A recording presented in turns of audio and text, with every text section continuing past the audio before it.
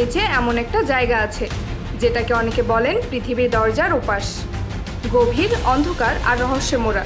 কেউ জানে না এর নিচে ঠিক কী আছে, কারণ যতবারই মানুষ সেখানে ঢোকার চেষ্টা করেছে ততবারই এমন কিছু ঘটেছে যা পৃথিবীতে ঘটা সম্ভব না।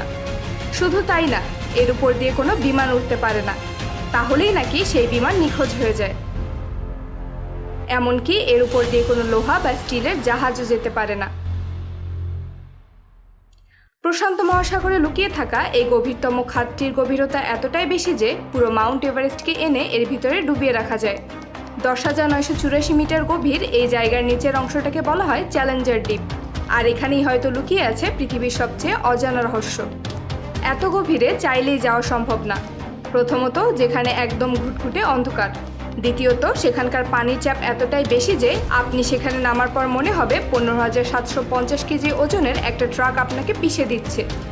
যদি কোনো সাবমেরিন সেখানে যাওয়ার চেষ্টা করে তাহলে সেটা সাধারণ কাগজের মতো দুমড়ে মুচকে যাবে। আর তৃতীয়ত, এখানে এমন সব প্রাণী আছে যেগুলো দেখার পর আপনার হাত পা অবশ হয়ে যাবে।